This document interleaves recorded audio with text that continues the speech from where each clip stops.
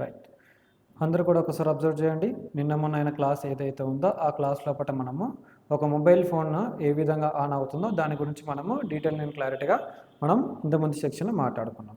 So ఒక mobile phone on అవ్వాలి అంటే ఫస్ట్ ఆఫ్ ఆల్ మనం ఏమని మాట్లాడుకున్నాము, బ్యాటరీ అన్నది కావాలని మాట్లాడుకున్నాము, అవునా కదా.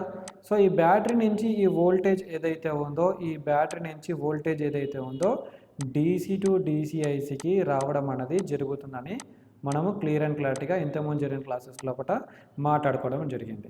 సో ఈ డీసీ టు డీసీఐసి నుంచి పవర్ ఐసీకి వెళ్తుంది అని కూడా మనము ఇంతకుముందు క్లాసెస్ లోపల మాట్లాడుకోవడం అనేది జరిగింది. రైట్. సో ఇప్పుడు ఈ పవర్ ఐసీ నుంచి సిపియుకి కూడా ఈ యొక్క వోల్టేజ్ అనేది వెళ్తుంది అండ్ ఈ పవర్ ఐసీ నుంచే ఈ eMMC or UFS. MMC full form తెలుసు కదా, embedded multimedia chip. MMC full form వచ్చేసి ఎంబెడెడ్ మల్టీమీడియా చిప్, యూఎఫ్ఎస్ వచ్చేసి యూనివర్సల్ ఫ్లాషింగ్ స్టోరేజ్. సో ఈ విధంగా ఒక నార్మల్ ఫోన్ లోపల ఉండే డయాగ్రామే ఇది అనమాట. ఇదే డయాగ్రాము కనుక మీరు కరెక్ట్గా అబ్జర్వ్ చేసినట్లయితే ప్రతి ఒక్క మొబైల్ ఫోన్లో ఉండడం అనేది జరుగుతుంది. ఒకటి సిపియు, ఒకటి ఈఎంఎంసి, ఒకటి యూఎఫ్ఎస్ అనేది ఉండడం అనేది జరుగుతుంది.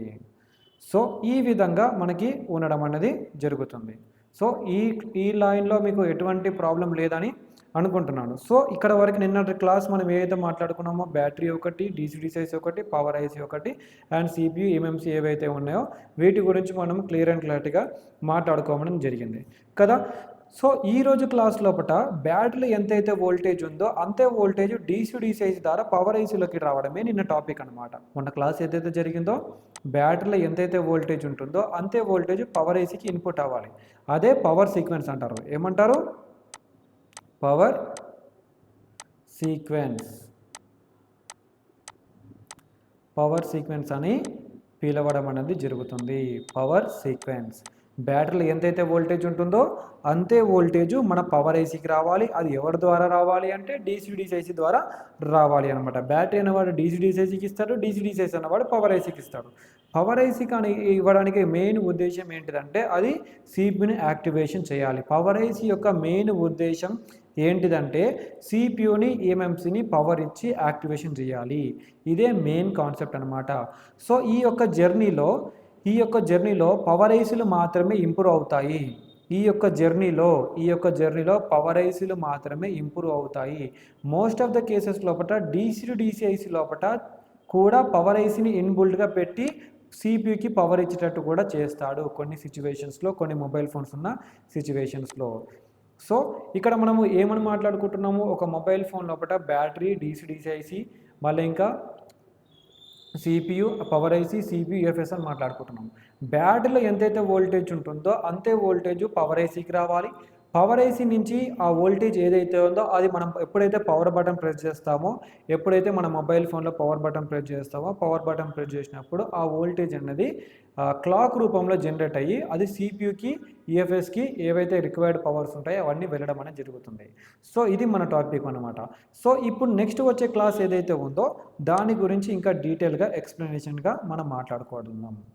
సో ఒక మొబైల్ ఫోన్ లోపల బ్యాటరీ, ఇక్కడ కనిపిస్తున్న బ్యాటరీ చూడండి. స్టెప్ వన్ ఒకసారి చూడండి. స్టెప్ 1 లోపల ఏమవుతుంది, బ్యాటరీలో ఎంతైతే వోల్టేజ్ ఉంటుందో అంత వోల్టేజ్ మన యొక్క డీసీడీసీఐసి లోపలికి వెళ్ళడం అనేది జరుగుతుంది. స్టెప్ 1 ఏదైతే ఉందో ఆ స్టెప్ 1లో ఏం జరుగుతుంది, బ్యాటరీలో ఎంతైతే వోల్టేజ్ ఉంటుందో అంతే వోల్టేజ్ మన యొక్క డీసీ టు డీసీఐసి లోపలికి వెళ్ళడం అనేది జరుగుతుంది. ఎప్పుడైతే ఈ వోల్టేజ్ అనేది డీసీ టు డీసీఐసి లోపలికి వెళ్ళిందో, ఇక్కడ కనిపిస్తుందా, ఒక రకంగా డీసీ టు డీసీఐసి అంటే ఏం లేదు, దాన్ని మనం ఛార్జింగ్ ఐసీ అని పిలుచుకుంటాము. ఏమని పిలుస్తాము? ఛార్జింగ్ ఐసీ అని పిలుస్తాము. ఈ బ్యాటరీలో ఏదైతే వోల్టేజ్ ఉందో ఆ వోల్టేజ్ అనేది స్టెప్ 1 లోపల ఎనీ మొబైల్ ఫోన్, మీరు 100 మొబైల్ ఫోన్ తీసుకోండి, 1,00,000 మొబైల్ ఫోన్ తీసుకోండి, ఏ మొబైల్ ఫోన్ తీసుకోండి, ఒప్పో తీసుకోండి, వివో తీసుకోండి, రియల్మీ తీసుకోండి, ఏదైనా మొబైల్ ఫోన్ తీసుకోండి, అది బ్యాటరీలో ఎంతైతే వోల్టేజ్ ఉంటుందో ఆ వోల్టేజ్ అన్నది ఛార్జింగ్ ఐసీ లోపలికి వెళ్ళాలి. ఎప్పుడైతే ఈ ఛార్జింగ్ ఐసీ లోపలికి వెళ్తుందో అది యాక్సెప్ట్ చేస్తుందో అది అవుట్పుట్ అనేది ఇమీడియట్గా ఇస్తుంది. బ్యాటరీ లోపలికి వెళ్ళడమే ఆలస్యం, ఛార్జింగ్ ఐసీ లోపలికి ఇన్పుట్ అవ్వడమే ఆలస్యం. ఇన్పుట్ అవ్వడమే, ఇక్కడ కనిపిస్తున్న బ్యాటరీ లోపల ఇన్పుట్ అవ్వడమే ఆలస్యం, అది అవుట్పుట్ అన్నది ఇవ్వాల్సిందే. ఆ కండిషన్లో ఉన్నప్పుడు మాత్రమే ఆ DC-DC అన్నది బాగున్నట్టు లెక్క. సో ఇక్కడ చూడండి బ్యాటరీలో ఒకటి వెళ్ళింది, బ్యాటరీ నుంచి DC-DCకి వెళ్ళింది, ఇమ్మీడియట్గా చూడండి నెంబర్ 2 స్టెప్ అనేది యాక్టివేట్ అయిపోయింది. నెంబర్ 1 స్టెప్ ఏంటిది, బ్యాటరీలో ఉన్న వోల్టేజ్ DC-DCకి రావాలి, DC-DCకి వచ్చిన తర్వాత అవుట్పుట్ అనేది అవ్వాలి. సో అవుట్పుట్ అయినాక అవుట్పుట్ అనేది ఏదైతే ఉంటుందో అవుట్పుట్ అనేది చూడండి ఇక్కడ ఎన్ని పవర్ ఐసీలు ఉంటే అన్ని పవర్ ఐసీలకి ఈ యొక్క వోల్టేజ్ అన్నది వెళ్ళవలసి ఉంటుంది. సో ఇంకొక మొబైల్ ఫోన్ అనేది ఏదైతే ఉందో మీకు ఈ Huawei P30 ఏదైతే ఉందో మీకు ఈ Huawei P30ని మీకు స్కీమాటిక్ వేలో మీకు క్లియర్ అండ్ క్లారిటీగా ఎక్స్ప్లెనేషన్ అనేది ఇస్తాను. ఒకసారి క్లియర్ అండ్ క్లారిటీగా అబ్జర్వ్ చేయండి. సో ఈ స్కీమాటిక్ వే ఏదైతే ఉందో ఈ స్కీమాటిక్ వేలో నేను ఎక్స్ప్లెనేషన్ చేస్తాను. ఈ బోర్నియో టూల్ ఏదైతే ఉందో ఈ బోర్నియో టూల్ రూపంలో నేను ఎక్స్ప్లెనేషన్ ఇస్తాను. ఒకసారి క్లియర్ అండ్ క్లారిటీగా మీరు అర్థం చేసుకోండి, క్లియర్ అండ్ క్లారిటీగా ఒకసారి వినండి. విన్న తర్వాత ఒకసారి చూడండి. ఈ Huawei P30 ఇప్పుడు మనం ఏ బూట్ సీక్వెన్స్ గురించి మాట్లాడుతున్నాము, Huaweiకి సంబంధించిన P30 యొక్క బూట్ సీక్వెన్స్ గురించి మనం మాట్లాడుతున్నాం. Huawei P30 అదే బూట్ సీక్వెన్స్ని మనము ఒక మొబైల్ ఫోన్ మదర్ బోర్డ్ లోపల ఏ విధంగా ఉంటుందో దాన్ని ఒకసారి క్లియర్ అండ్ క్లారిటీ ఒకసారి మనం బయటికి తీయడం అనేది చేద్దాము. రైట్. సో చూడండి, సో ఈ యొక్క బ్యాటరీ యొక్క ఏదైతే వోల్టేజ్ ఉందో అది ఏ విధంగా వెళ్తుంది DC-DC లోపలికి, అదంతా కూడా స్టెప్ బై స్టెప్ ప్రాసెస్ అంతా కూడా మనం తీద్దాము. ఓకేనా? రైట్. ఒక 1 మినిట్ ఆగండి. ఈ బోర్డ్ని ఏదైతే ఉందో ఈ బోర్డ్ని అంతా కూడా లోడ్ అవ్వనిద్దాం. ఈ బోర్డ్ని అంతా లోడ్ అయిన తర్వాత మనం క్లియర్ అండ్ క్లారిటీగా ఒకసారి చూద్దాము. సో ఇక్కడ కనిపిస్తున్న ఏదైతే సిలబస్ ఉంటుందో ఏదైతే సబ్జెక్ట్ ఉంటుందో ఇదంతా కూడా తెలుగు వాళ్ళకి చాలా చక్కగా క్లియర్గా నేను ఎక్స్ప్లెయిన్ చేయడం అనేది జరుగుతుంది. ఒక 1 మినిట్ ఆగండి. ఈ బోర్నియో స్కీమాటిక్స్ అన్నది అరౌండ్ ఒక 5000 ప్రైస్ అనేది ఉంటుంది. ఎవరికైనా అవసరం ఉంది అనుకోండి, నా నెంబర్ ఏదైతే ఉందో నెంబర్ కాంటాక్ట్ చేయండి. డైరెక్ట్గా మీకు 2 అకౌంట్స్ వచ్చేసి మీకు 4800 బట్ ప్రెజెంట్ ప్రైస్ నడుస్తుంది. 17 months 15 months ఉంటుంది. ఈ బోర్నియో టూల్ కావాలన్నా కూడా నన్ను కాంటాక్ట్ చేయొచ్చు. సో డైరెక్ట్ ఈ బోర్నియో టూల్ కూడా ఇంపార్టెంట్ అనమాట. ఒక టెక్నీషియన్స్కి ఒక బోర్నియో అనేది చాలా ఇంపార్టెంట్. సో ఆ ఇంపార్టెంట్ టూల్ని లేకుండా మీరు వర్క్ చేయడం కూడా కొంచెం ఇంపాసిబులే. సో మీ నాలెడ్జ్ ఏదైతుందో ఆ నాలెడ్జ్ని కూడా మీరు ఇంప్రూవ్ చేసుకోవాల్సింది ఉంటుందన్నమాట. రైట్. ఈ Huawei P30 ఏంటంటే బ్యాటరీ యొక్క వోల్టేజ్ ఏదైతే ఉందో అది తీసుకోవడం వెళ్ళడం ఏ విధంగా జరుగుతుందో ఈ ప్రాసెస్ లోపల మనము తెలుసుకుందాం అన్నమాట. Huawei P30 ఏదైతే ఉందో దీని గురించి మనం క్లియర్ అండ్ క్లారిటీగా తెలుసుకుందాం.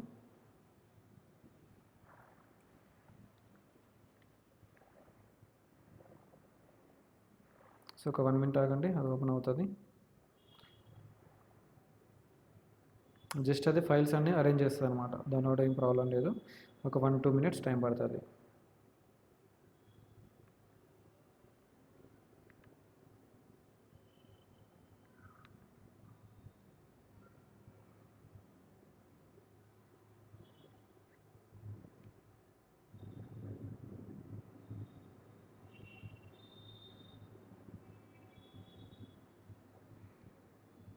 రైట్. ఇదంతా కూడా అయిపోయింది. సో చూడండి ఒకసారి ఈ Huawei సెక్షన్ ఏదైతే ఉందో Huawei మోడల్ ఒకసారి మనం తీసుకుందాము. హానర్ అంటారు, Huawei అంటారు. ఈ మోడల్ ఇక్కడ చూడండి, ఇక్కడ ఉంది.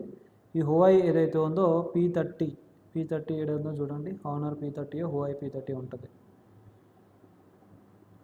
Huawei P30 ఇక్కడ చూడండి, P30 ఇక్కడ కనిపిస్తున్న P30 ఉంది కదా, బిట్ మ్యాప్ అనేది తీసుకుందాం మనం. ఇక్కడ బిట్ మ్యాప్ ఏదైతే ఉందో ఈ బిట్ మ్యాప్ని ఒకసారి మనం తీసుకుందాము. అండ్ హార్డ్వేర్ సొల్యూషన్స్ ఏదైతే ఉంటుందో దాన్ని కూడా ఒకసారి తీసుకుందాము. దాన్ని కూడా తీసుకొని మనము క్లియర్ అండ్ క్లారిటీగా ఎక్స్ప్లెనేషన్ అనేది స్టార్ట్ చేసుకుందాము. నెక్స్ట్ వచ్చేసి హార్డ్వేర్ సొల్యూషన్స్ కూడా తీసుకుందాము. చూడండి హార్డ్వేర్ సొల్యూషన్స్ ఏదైతే ఉందో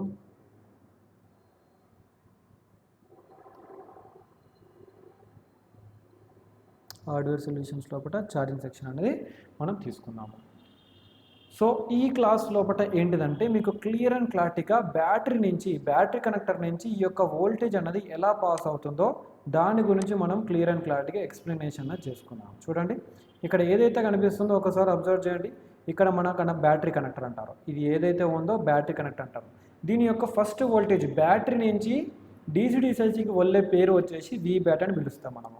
ఏంటి ఇది ఒక బ్యాటరీ కనెక్టరు. ఈ బ్యాటరీ కనెక్టర్ ఏదైతే ఉందో ఇది డైరెక్ట్గా 2 టెస్ట్ పాయింట్లు కనెక్ట్ అయిపోయి డైరెక్ట్గా DC వెళ్ళడం అనేది జరుగుతుంది. చూడండి డైరెక్ట్ ఎక్కడికి వెళ్తుంది, ఇక్కడ కనిపిస్తున్న ఏదైతే ఐసీ ఉందో ఇదే మన DC ఐసీ.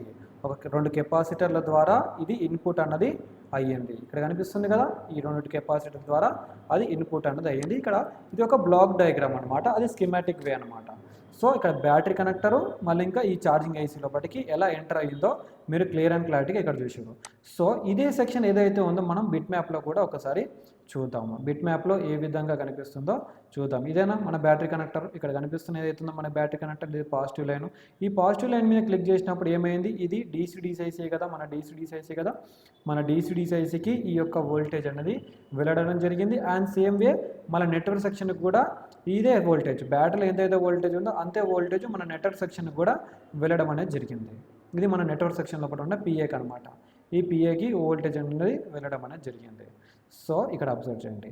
సో ఇప్పుడు వెళ్ళిపోయింది కదా, బ్యాటరీ నుంచి ఎంత వోల్టేజ్ ఉందో అంత వోల్టేజ్ ఛార్జింగ్ ఐసీ వెళ్ళిపోయింది.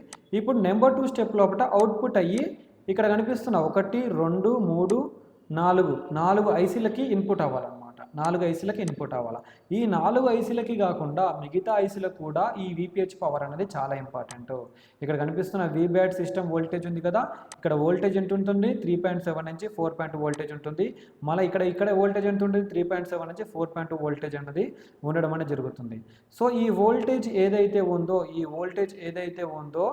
వోల్టేజ్ అనేది ఇక్కడ కూడా సేమ్ వోల్టేజ్ ఉంటుంది, బట్ నేమ్ అనేది మారిపోతుంది అనమాట. ఓకేనా, ఈ నేమ్ ఏదైతే ఉందో ఈ నేమ్ అనేది మారిపోయింది.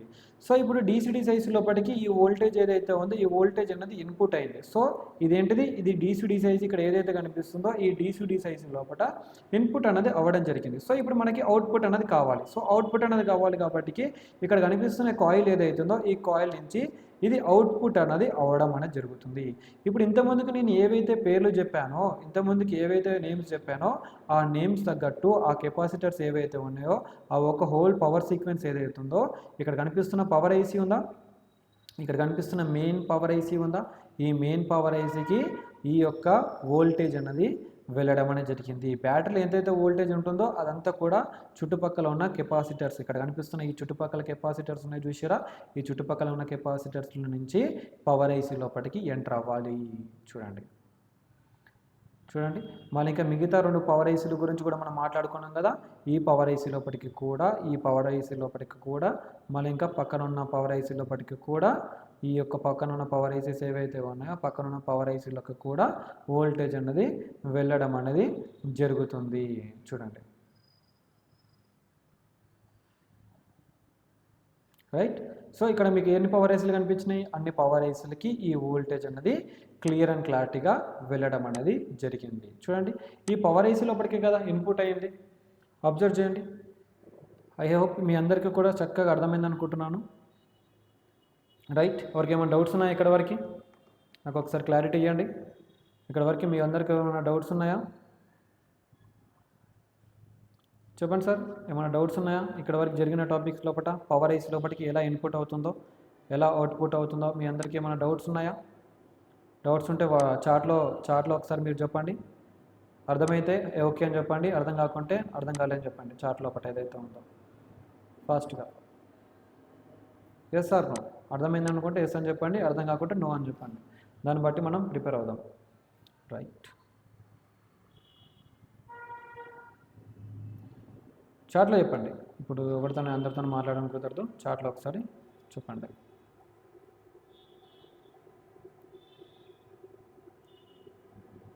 చెప్పండి మీ డౌట్ ఏదైతే ఉందో ఆ డౌట్ ఒకసారి చాట్లో ఒకసారి చెప్పండి, దాన్ని బట్టి మనం చూద్దాం.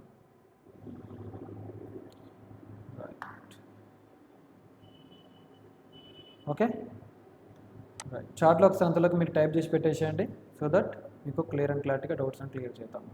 సో ఈ యొక్క పవర్ ఐసీ లోపలికి ఇక్కడ ఉన్న పవర్ ఐసీలు ఏవైతే ఉన్నాయో ఈ పవర్ ఐసీల అన్నిటికీ ఈ వోల్టేజ్ అన్నది వెళుతుంది. చూసారు కదా, ఇక్కడ మనకి ఏదైతే కనిపిస్తుందో ఇదంతా కూడా పవర్ ఐసీ లోపలికి వెళ్ళే వోల్టేజే. ఫస్ట్ స్టెప్ ఏంటిది, ఇక్కడి నుంచి మీరు ఏదైతే చూస్తున్నారో ఏదైతే ఉందో ఇదంతా కూడా క్లియర్ అండ్ క్లారిటీగా మనం చూసుకున్నట్లయితే డైరెక్ట్గా ఇదంతా కూడా పవర్ సీక్వెన్సే. ఇదంతా కూడా పవర్ సీక్వెన్సే, ఇదంతా కూడా పవర్ సీక్వెన్సే. అంటే బ్యాటరీలో ఎంతైతే వోల్టేజ్ ఉంటుందో అంతే వోల్టేజ్ దీనికి ఇన్పుట్ అవ్వాలి. అది వచ్చేసి ఫస్ట్ పవర్ సీక్వెన్స్. ఈ పవర్ సీక్వెన్సే బాగలేకుండా పవర్ ఐసీకి వోల్టేజ్ అన్నది వెళ్ళదు. ఓకేనా? ఈ పవర్ ఐసీ ఏదైతే ఉందో ఈ పవర్ ఐసీకి వోల్టేజ్ అన్నది వెళ్ళదు. చూడండి, రైట్. ఇప్పుడు నెక్స్ట్ స్టెప్ ఏంటిదంటే ఇక్కడ కనిపిస్తున్న నెక్స్ట్ స్టెప్ ఏదైతే ఉందో ఒకసారి అబ్జర్వ్ చేయండి. నెక్స్ట్ స్టెప్ ఏదైతే ఉందో అబ్జర్వ్ చేయండి. ఇప్పుడు అన్నిటికీ పవర్ ఐసీలకి, ఈ పవర్ ఐసీకి వోల్టేజ్ వచ్చింది, ఈ పవర్ ఐసీకి వోల్టేజ్ వచ్చింది, ఈ పవర్ ఐసీకి వోల్టేజ్ వచ్చింది, అండ్ ఈ పవర్ ఐసీకి కూడా ఈ VPH పవర్ 3.7 నుంచి 4.2 వోల్టేజ్ ఏదైతే ఉందో అదంతా కూడా రావడం అనేది జరిగింది. ఓకే, వచ్చే ప్రాబ్లమ్స్ ఎక్స్ప్లెయిన్ చేయండి సార్. ఇవి మిస్ అయితే కామన్గా వచ్చే ప్రాబ్లమ్స్ చెప్పండి. Okay, right. మెయిన్గా అవి రిలీజ్ అవ్వకపోతే రైట్ చెప్తాను. సో ఈ యొక్క వోల్టేజ్ అనేది కనుక ఈ వోల్టేజ్ కనుక 3.7 నుంచి 4.2 వోల్టేజ్ అనేది రిలీజ్ ఇక్కడ వాడికి రాలేదు అంటే, ఇక్కడ వాడికి కనుక రాకపోయింది అంటే ప్రాబ్లం వచ్చేసి మనకి DCDC ఐసీలో కూడా ప్రాబ్లం ఉంటుంది. సో మనం ఏం చేయాలా? DCDC ఐసీలో షార్టేజ్ ఉండొచ్చు, లీకేజ్ అయి ఉండొచ్చు, DCDC ఐసీ అనేది ఇరిగిపోయి ఉండొచ్చు. సో మనం ఏం చేయాలా? DCDC ఐసీని చేంజ్ చేయాలన్నమాట. అది ట్రబుల్ షూటింగ్లో మనం క్లియర్ చేసుకున్నాం. ట్రబుల్ షూటింగ్ చూడండి, ఇది నెక్స్ట్ క్లాస్ వచ్చేసి ట్రబుల్ షూటింగే. ఇదంతా కూడా ట్రబుల్ షూటింగే. ఓకేనా? ఈ క్లాస్ అయిపోయిన తర్వాత ట్రబుల్ షూటింగ్ ఉంటుంది. ఓకేనా? బిఫోర్ దట్ చూసుకోండి. సో నెక్స్ట్ మనం ఎప్పుడైతే నెంబర్ 2 స్టెప్స్ అనేది ఫుల్ఫిల్గా అన్నిటికీ పవర్ అందిందో, పవర్ అందిన తర్వాత నెంబర్ 3 స్టెప్ ఏంటిది? మనం పవర్ బటన్ని ప్రెస్ చేయాలి. పవర్ కీ ఏదైతే ఉందో ఈ పవర్ కీని ప్రెస్ చేయాలన్నమాట. ఎప్పుడైతే మనం పవర్ కీని ప్రెస్ చేస్తామో, అంటే ఇక్కడ పవర్ కీని ప్రెస్ చేయక ముందుకు 1.8 వోల్టేజ్ ఉంటుంది. మనం ఎప్పుడైతే పవర్ కీని ప్రెస్ చేస్తామో ఆ 1.8 వోల్టేజ్ కాస్త ఏమవుతుంది అంటే 0 వోల్టేజ్ అయిపోతుంది. 0 వోల్టేజ్ అయినప్పుడు ఏమర్థం చేసుకుంటుంది? ఓకే, ఇక్కడ పవర్ బటన్ ఎవరు ప్రెస్ చేసారో అని చెప్పేసి పవర్ ఐసీ అర్థం చేసుకొని పవర్ ఐసీ అని ఏం చేస్తుంది? క్లాక్కి వోల్టేజ్ పంపిస్తుంది. క్లాక్కి వోల్టేజ్ ఇక్కడ కనిపిస్తున్న ఏదైతుందో క్రిస్టల్ క్లాక్ అంటారు. ఇక్కడ కనిపిస్తున్న ఏదైతే ఉందో క్రిస్టల్ క్లాక్ అంటారు. ప్రతి పవర్ ఐసీ కాడ క్రిస్టల్ క్లాక్ ఉంటుంది, గమనించండి. ఎక్స్ అనే పేరుతో ఉంటుంది అనమాట. ఈ పవర్ బటన్ ప్రెస్ చేయగానే ఇక్కడ క్లాక్ అనేది జనరేట్ అవుతుంది. క్లాక్ జనరేట్ అయిన వెంటనే ఏమవుతుంది? ఓకే, ఇక్కడ పవర్ బటన్ ప్రెస్ చేయగానే క్లాక్ జనరేట్ అయిపోయింది. క్లాక్ జనరేట్ అయిపోగానే ఈ హోల్ సిస్టమ్కి SPMI క్లాక్ ఏదైతే ఉందో అండ్ మళ్ళీ ఇంకా పవర్ ఏదైతే ఉందో CPUకి వెళ్ళడం అనేది జరుగుతుంది. ఈ మూడు పవర్ ఐసీలు, ఈ పవర్ ఐసీ, ఈ పవర్ ఐసీ, ఈ పవర్ ఐసీ, ఈ మూడు పవర్ ఐసీలు ప్లస్ ఈ బక్ బూస్టర్ ఐసీ కలిసి డైరెక్ట్గా ఏం చేస్తుంది అంటే డైరెక్ట్గా CPUకి వోల్టేజ్ అన్నది పంపడం అన్నది జరుగుతుంది. ఎప్పుడైతే చూడండి ఈ యొక్క వోల్టేజ్ ఎందుకు వచ్చిందా? పవర్ బటన్ ప్రెస్ చేసిన వెంటనే ఏం కావాలి? క్లాక్ జనరేట్ అవ్వాలి. ఆ క్లాక్ జనరేట్ అయిన వెంటనే చూడండి ఇక్కడ పవర్ వెళ్ళాలా, ఈ పవర్ ఐసీ నుంచి ఈ పవర్ ఐసీ నుంచి పవర్ వెళ్ళాలా, ఈ పవర్ ఐసీ నుంచి పవర్ వెళ్ళాలా. సో ఈ యొక్క పవర్ అనేది ఎప్పుడైతే CPUకి సమానంగా పవర్ ఐసీల నుంచి అందుతుందో అది అనేది యాక్టివేషన్ అనేది అవ్వడం అని జరుగుతుంది. సో నెక్స్ట్ ఇప్పుడు క్లాక్ అనేది ఆల్రెడీ జనరేట్ అయింది కదా, ఆ క్లాక్ను యూజ్ చేసుకొని system power management interface number 5th స్టెప్లో చూడండి SPMI అని ఉంటుంది. SPMI క్లాకు, SPMI డేటా అని ఒక ప్రోటోకాల్ అనేది ఉంటుందంట. ప్రతి మొబైల్ ఫోన్లో క్వాల్కమ్ చిప్సెట్ కానీ హువాయి చిప్సెట్ కానీ మీరు తీసుకున్నట్లయితే SPMI ఉంటుంది. అంటే సిస్టమ్ పవర్ మేనేజ్మెంట్ ఇంటర్ఫేస్. అంటే పవర్ అంతా పర్ఫెక్ట్గా అవుట్పుట్ అయ్యిందా లేదా అనే ఒక కన్ఫర్మేషన్ అంతా కూడా తెలియజేసే ఒక ప్రోటోకాల్ అనమాట ఈ SPMI ప్రోటోకాల్ అనేది. ఈ SPMI ప్రోటోకాల్ అనేది ఏం చేస్తుందంటే పవర్ ఐసీ నుంచి CPUకి మధ్యలో ఒక బ్రిడ్జ్ లాగా పనిచేస్తుంది. ఎప్పుడైతే ఈ బ్రిడ్జ్ అనేది బ్రేక్ అవుతుందో SPMIలో కానీ SPMI డేటా కానీ SPMI క్లాక్ కానీ ఈ బ్రిడ్జ్ కనుక బ్రేక్ అయిపోయింది అనుకోండి, కమ్యూనికేషన్ అనేది CPU నుంచి మన పవర్ ఐసీ మధ్యలో కమ్యూనికేషన్ అనేది మిస్ అయిపోతుంది. ఆ కమ్యూనికేషన్ మిస్ అయినప్పుడు మనకి ఫోన్ అనేది ఎక్కువ శాతం వరకు డెడ్ కండిషన్లో కూడా వెళ్ళే ఛాన్సెస్ అనేది ఉంటుంది. అర్థమవుతుందా? రైట్. సో నెక్స్ట్ వచ్చేసి ఏంటిది? Reset line. ఈ రీసెట్ లైన్ ఏంటిది అంటే పవర్ ఐసీ నుంచి CPUకి వెళ్తుంది. పవర్ హోల్డ్ అనేది పవర్ ఐసీ నుంచి CPU నుంచి పవర్ ఐసీకి వస్తుంది. రీసెట్ అనేది పవర్ ఐసీ నుంచి CPUకి వెళ్తుంది. 1.8 వోల్టేజ్ ఉంటుందన్నమాట. ఈ పవర్ హోల్డ్ అనేది పవర్ ఐసీ నుంచి CPU నుంచి పవర్ ఐసీకి వస్తుంది. ఈ 1.2 వోల్టేజ్ అనేది ఎప్పుడైనా సరే స్టేబుల్గా ఉండాలి. ఈ వోల్టేజ్ అనేది స్టేబుల్గా లేకపోయింది అనుకోండి మనకి చాలా ప్రాబ్లమ్స్ అనేది రావడం అనేది జరుగుతుంది అనమాట. రైట్.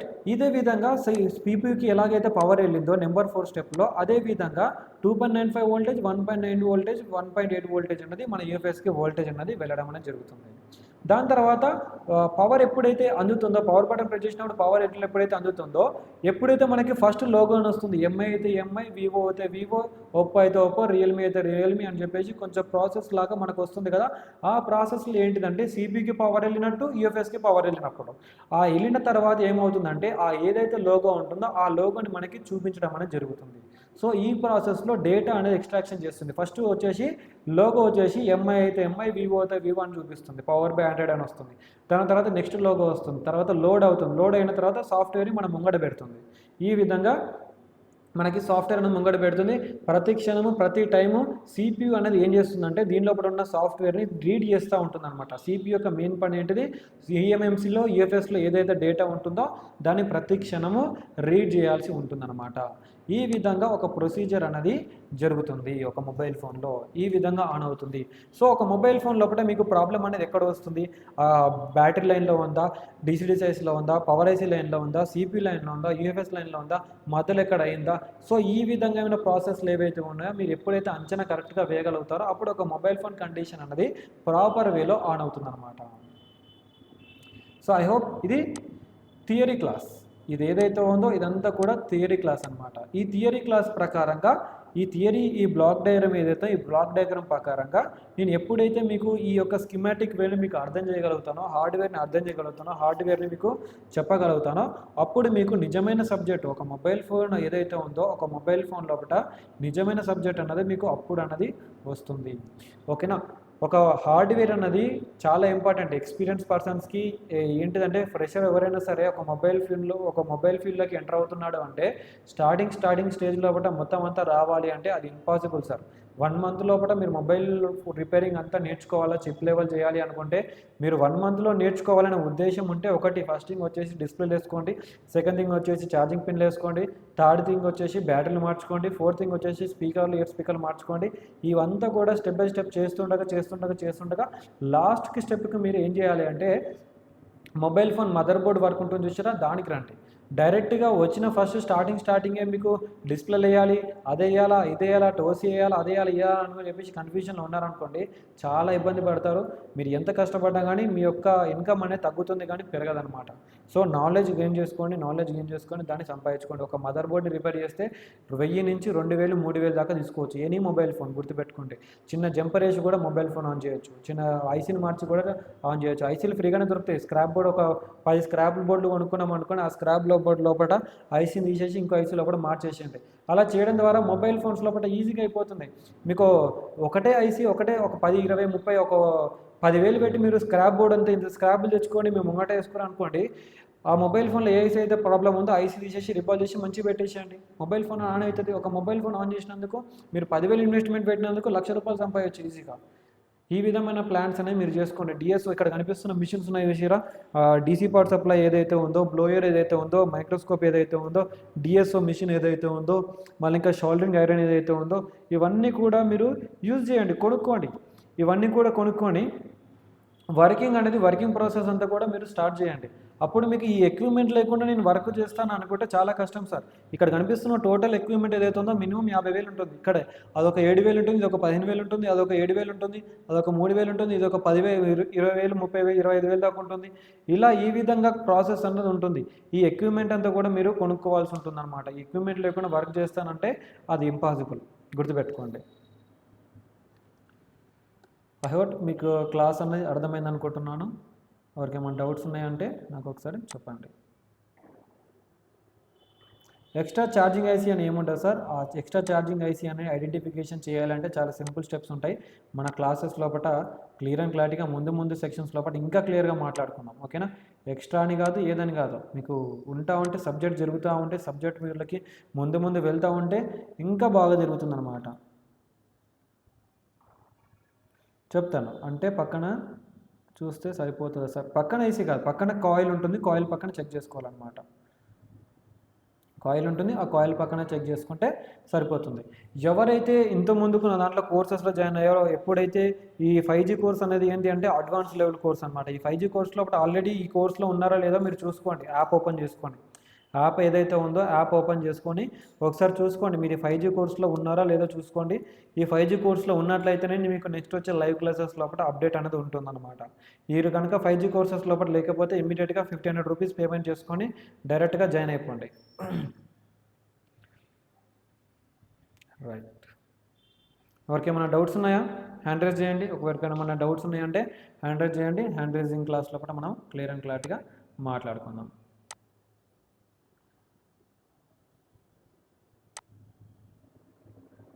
చెప్పండి సార్, అందరికి ఏమైనా డౌట్స్ ఉన్నాయా? వాయిస్ క్వాలిటీ కానివ్వండి, ఆడియో క్వాలిటీ కానివ్వండి, వీడియో క్వాలిటీ కానివ్వండి, అంతా పర్ఫెక్ట్గా అనుకుంటున్నాను. వేణుగారు, హలో వేణుగారు, వినిపిస్తుందా? హలో శేఖర్ గారు, శేఖర్ గారు వినిపిస్తుందా?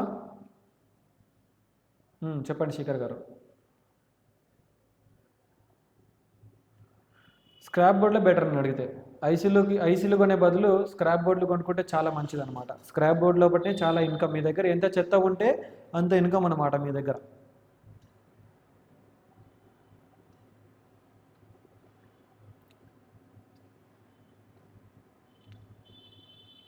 లేదు లేదు, అలా ఏముండదు. స్క్రాప్ బోర్డ్ అంటే అన్టచ్డ్ తీసుకోవాలి సార్. అన్టచ్డ్ మదర్ బోర్డ్స్ దొరుకుతాయి. ఎవరికైనా అన్టచ్డ్ మదర్ బోర్డ్స్ కావాలంటే నన్ను కాంటాక్ట్ చేయండి. నీకు ఎన్ని కావాలో అన్ని మదర్ బోర్డులు నేను ఇప్పిస్తా. ఒక మదర్ బోర్డు 1000 రూపాయలు ఉంటుంది. Scrap mother board, untouched mother boards. Untouched mother boards ఉంటాయి. ఒక 10,000 పెట్టుకోరు అనుకోండి, ఒక 10-20 మదర్ బోర్డులు వస్తాయి. ఆ మదర్ బోర్డు లోపల అదే మదర్ బోర్డు కూడా ఆన్ చేసుకొని అమ్ముకోవచ్చు, దాన్ని రిపేర్ చేసుకొని అమ్ముకోవచ్చు స్క్రాప్ బోర్డు లోపల.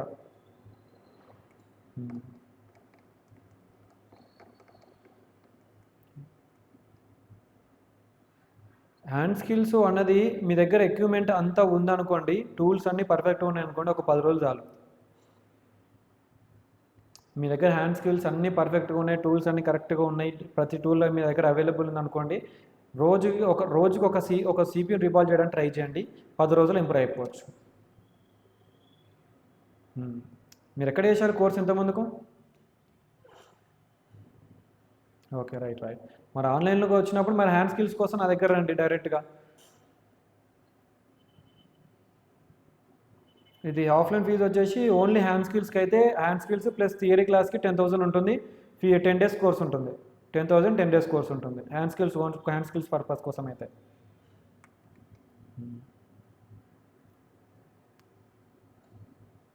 ఓన్లీ హ్యాండ్ స్కిల్స్ ప్లస్ కొంచెం థియరీ అనమాట. కొంచెం theory subject, hand skill subject ఉంటుంది.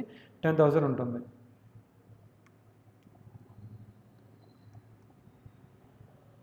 డైలీ ఉంటుంది మీకు, డైరెక్ట్ మీకు వదిలేస్తారు. మీకు ప్రాక్టీస్ చెప్పి టెక్నిక్స్ చెప్పేసి మీకు వదిలేస్తారు. మొత్తం డే అంతా అక్కడే ఉండొచ్చు మీరు. డైలీ అంతా ఇక్కడే ఉండొచ్చు.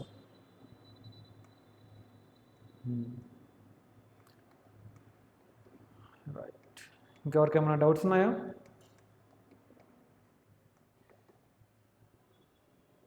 టూల్స్ ఎక్విప్మెంట్ అన్నీ ఉన్నాయా మీ కాడ? అన్నీ ఉంటే మరి ఆన్లైన్లో కష్టం, ఆన్లైన్ అవ్వడం కష్టం. అది పక్కన ఉంటేనే హ్యాండ్ స్కిల్స్ అనేది ఇంప్రూవ్ అవుతాయి అన్నమాట. హ్యాండ్ స్కిల్స్ ఇంప్రూవ్ అవ్వాలంటే పక్కన ఉండాలి. టీచర్ లేకుండా, గురువు లేకుండా ఈ ఫీల్డ్లో సక్సెస్ అవ్వడం చాలా కష్టం. గురువు లేని విద్య ఆల్రెడీ మీకు తెలుసు, గుడ్డి విద్యలాగా అయిపోతుంది అనమాట. గురువు లేకుండా ఉన్నారనుకోండి, కొంతవరకే సక్సెస్ అవుతారు, అంతవరకే సక్సెస్ అవ్వడం కష్టం. ఎవరికైనా పక్క టీచర్ ఉండాల్సిందే. టీచర్ లేకుంటే అది సక్సెస్ అవ్వడం అది కష్టం అనమాట. ఈ మొబైల్ ఫీల్డ్లో అయితే మెయిన్ సబ్జెక్ట్ లాగా అది ఒకటి తీసుకోండి. రైట్, ఎవరైనా నా దగ్గర పాతగా కోర్సులు ఏమైనా బై చేసి ఉంటే మళ్ళీ ఈ అడ్వాన్స్ లెవెల్ కోర్సులో కూడా జాయిన్ అవ్వండి. ఈ మంచి థియరీ సబ్జెక్ట్ అనేది ఇచ్చాను. ఇంతకుముందు కంటే చాలా చక్కగా 5G కోర్స్ అనేది ఇచ్చాను నేను. సార్ కొన్ని డౌట్స్ ఉన్నాయి, చెప్పండి వేణుగారు. చెప్పండి. హలో వేణుగారు, వినిపిస్తుందా? హలో, వాయిస్ రావట్లేదు. ఇంకెవరికైనా డౌట్స్ ఉంటే హ్యాండ్ రైజ్ చేయండి.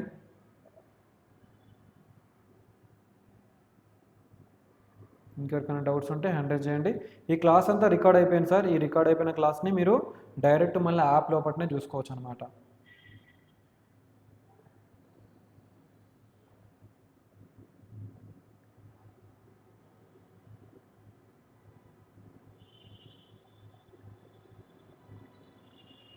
ఇంకెవరికైనా డౌట్స్ ఉన్నాయా?